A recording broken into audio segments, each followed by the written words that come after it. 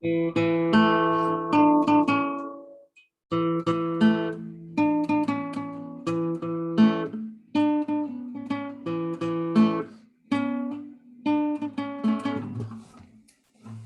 Bruins win 5-1 at home against the Detroit Red Wings. Welcome back to Into the Den in the Bruins postgame analysis show.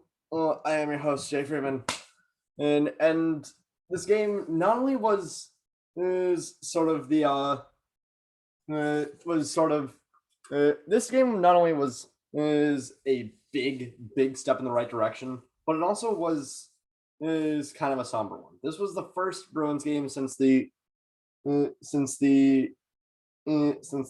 sad death of longtime Red Sox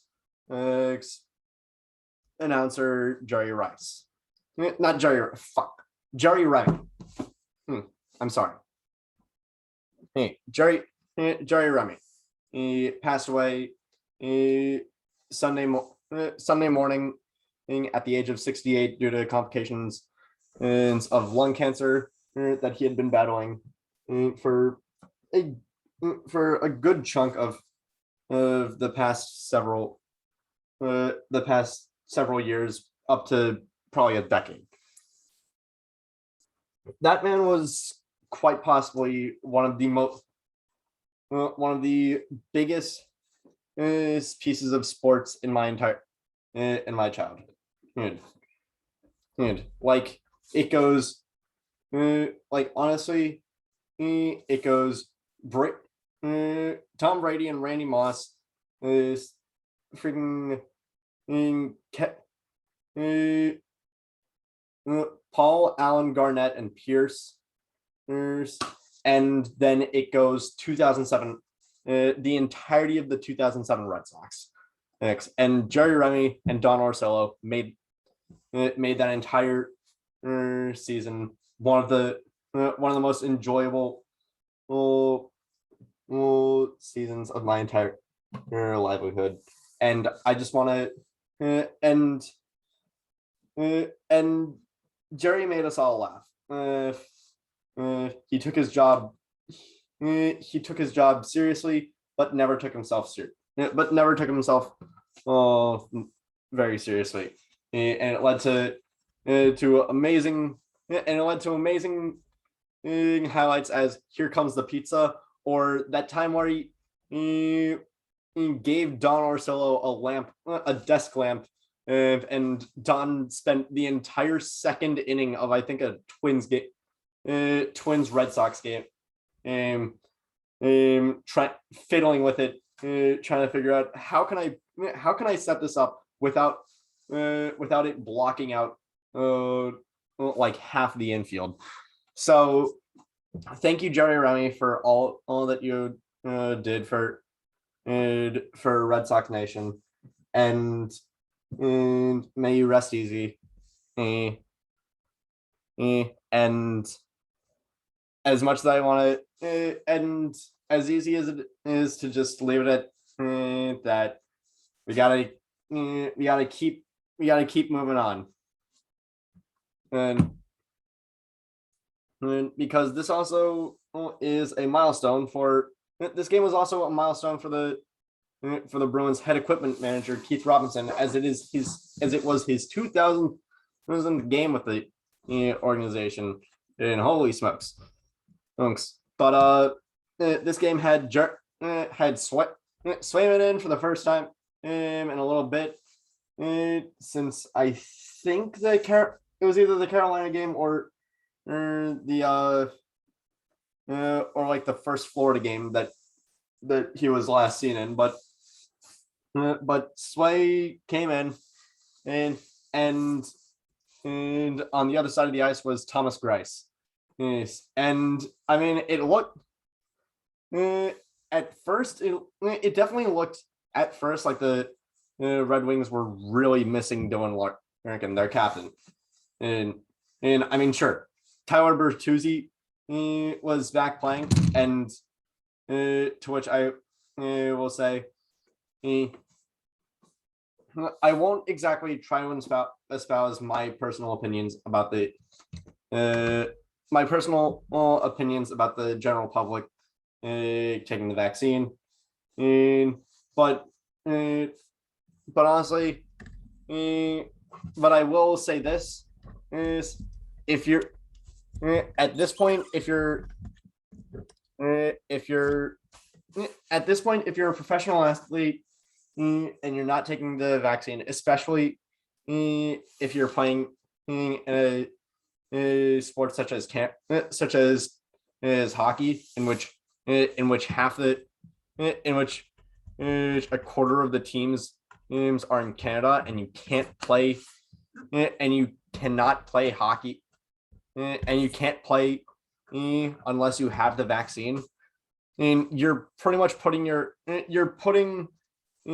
yourself before uh, you're putting in yourself before the entire team, um, and come February, March, April, when we get into like the real playoff push part, that's not going to be it's gonna come back to bite you in the ass, especially with the Red Wings, things where they're trying to come out of a rebuild, and a playoff berth would do wonders for that.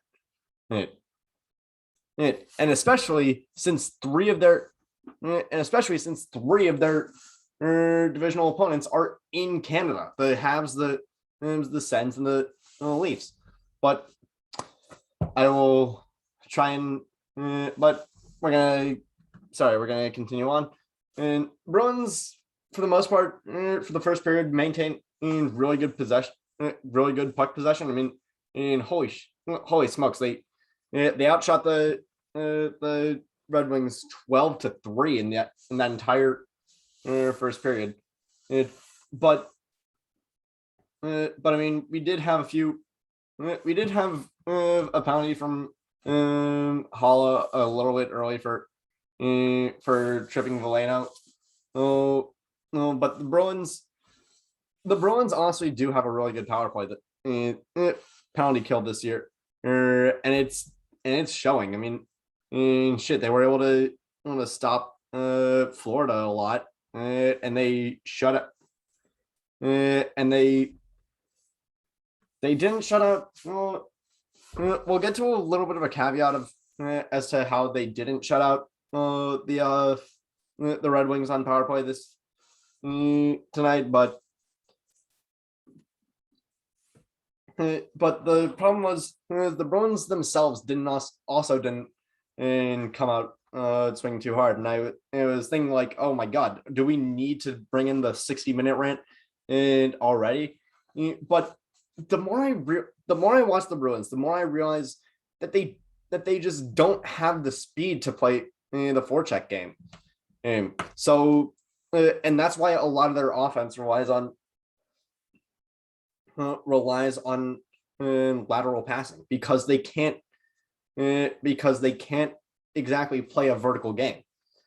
They don't have the gas to do it, especially since Marchand and Bergeron are past their 15th year in the season, and I mean, they brought in Foligno for way too much money, who's been a healthy scratch for the past few games, unless he actually was put on in IR for something that I don't know, because honestly, nothing will make that Foligno signing good in my eyes. So it's not so for me, it's not exactly worth it to really check.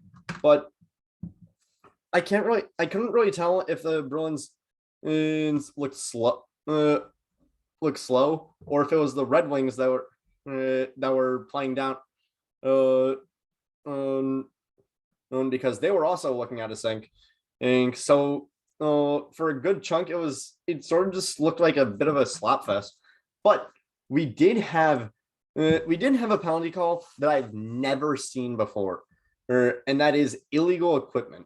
Vladimir Nemesnikov getting two in the box for shoving Curtis Lazar while trying to get back to the board after his helmet came off. And honestly, and you can't do that because even if they're crashing the bench, you can't be a part of the play if you don't have your helmet on. It's just it's not like losing a stick. It's like legitimately dangerous to you. So Nemesnikov gets two in the box, but right off the faceoff, Brad Marchand passes it over to Patrice Bergeron, who we have not heard score a goal all season. 5 seconds into the power play, Marchand passes over to Bergeron and he slaps it in, and that gives us our first goal of the game and Marchand's first goal of the season. And after that we get a Nick Leddy trip on Charlie McAvoy that doesn't go anywhere, but it takes us to the end of the first period. Bruins ends up 1 and out shooting the Red Wings 12-3. But and in the second period is when I was like, do the Bruins actually have momentum? Like the second period is usually when we crash and burn and have to pick ourselves off the ice, but like, yeah, it was like, what am I caught in a freaking genjutsu here? And then on a wide open shot, Pasta just completely whiffs from a. This game could have easily been 6-1. This game could have easily been 6-1, maybe 7-1. And if Pasta didn't, if Pasta actually hit it in, like, I don't know. Here's the goal. This is not very good. Showing in like a two-dimensional space type shit, but yeah, Pasta had a wide open shot, and he couldn't make it in. But we did get another. Well, we did get a call of Tyler Bertuzzi getting put in the box on interference on Charlie McAvoy, and this was. And honestly, this was kind of confusing because this is coming on I almost thought that that McAvoy was going to get called for interference on Lucas Raymond, who is making a breakaway, and he was almost going to score, and I thought that was going to end up as a penalty shot, but no, it ended up being a penalty on Tyler Bertuzzi. I'm not sure if I would have. I probably would have called a penalty on both, but that's just me. But on that, Pastrnak is right on that power play. Pastrnak is right against the board, and he tries to flip it over to Marchand, and Marchand puts it out in front for Bergeron, and that gives us our second goal of the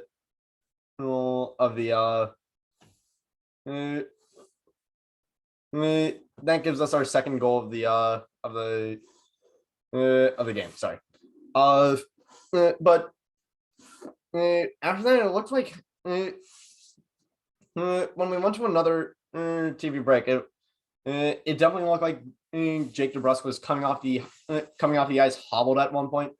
And honestly, with the start of the season that he's having, I mean, honestly, actually, I don't think that he's really.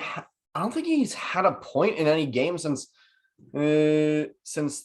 it's the fourth game of the season, but still, it's only game 8. But sometimes players don't get points in every single game. But yeah, DeBrusque looked hobbled, and I hope that he's okay. I don't think he comes back to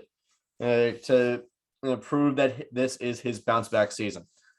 And we want players that we can justify trading for a decent packet at the deadline.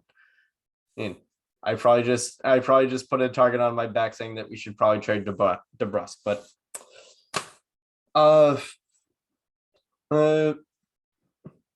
Cider ended up getting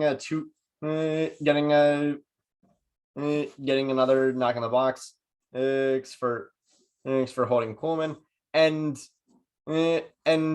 after two trips around the triangle of Chucky, Marchand, and Bergeron becomes the first player since Dave Andreychuk of back in Bergeron becomes the first player on the Bruins since Dave Andreychuk back on October 28th, 1999 to have 3 power play goals in the same game. And that is a hat pick. And that is actually, no, I don't know if that's really going to be a hat pick, but it's definitely a hat trick. but yeah, that ends up being, I mean, it was funny coming into this game. Like, oh my God, Bergeron has not had a goal in this game. 1, 2, 3, and then and we'll get into 4 later. But start of the third period, Connor Clifton almost immediately gets put in the box for tripping, and but thankfully Bruins penalty kill is still really good, and at this point I can't but also at this point I can't tell if the Bruins are playing more defensively because they're not trying to crash the net towards Detroit, or if they're just playing sloppy because almost immediately the Bruins end up taking 2 penalties. Passe ends up getting put in for high sticking, and like 50 seconds later, Bergeron ends up getting 2 for tripping. So we get a 5-on-3, and that is when the Bruins penalty kill finally cracks. Lucas Raymond and puts a diagonal pass right past Swayman, and that ends up closing the gap to 2. Is now 3-1. However, since that only kills 1 penalty, there's still Detroit's still on power play. But Curtis Lazar gets a breakaway and sort of a 2-on-1 with Mike Riley, but Lazar tries to put it in, and it bounces off of Grice's pads, but and as he's passing him, Lazar bumps into Grice. And right behind him, Mike Riley is there to chip it in for his first goal in a Bruins uniform, to put the Bruins up 4-1. And almost immediately, I was like, holy shit, are they gonna? Holy crap, are they gonna call that back for going interference? And surprisingly, they didn't. Like, honestly, it kind of felt like the Bruins had paid off the refs just a little bit in this game, but I don't know. A win's a win, but I mean, the Bruins almost got another after that goal. The Bruins almost got after that shorthanded goal. The Bruins almost got another, almost put it up 5-1, and with an odd man rush from DeBrusk and Holla. But eventually we get towards the end of the game we get Joe. We get we get Matt Grzelcyk and Gagne getting into a little bit of a scrum right in front of Jeremy Swayman, and because of actually no, it was Matt Grzelcyk and Philip Pronek getting into a fight, but I do know that that Gagne tried to put the puck out of Swayman's glove when he definitely had it. And Grzelcyk and Tronik come to a few blows. Both of them get put into the box. But I think the hilarious part is that I think it was more a game misconduct for both of them. So like they didn't exactly have to serve a power play or something like that. I don't know, but what I do know that Bergeron ends up with a 4-goal game, putting one in like the last 2 minutes. I don't even know what happened because they didn't. I don't even think they showed a replay, or if they did, they only showed one night, and I just completely missed it. But that ended up. But that if the previous 2 goals didn't already ice the game, this one definitely did. And that took us to the end of the game. And but again, I feel like this was, I don't know if I'd call this a statement win for the Bruins, but it was probably a statement loss for the Red Wings. Like, I don't know if they, I don't know, not having your captain on board was probably not the best, but probably didn't help at all. But yeah, this game was honestly quite fun to. This game was quite fun to watch, but honestly, I think the biggest news from the biggest thing to come out recently though has been about the Jack Eichel trade with the Buffalo Sabres.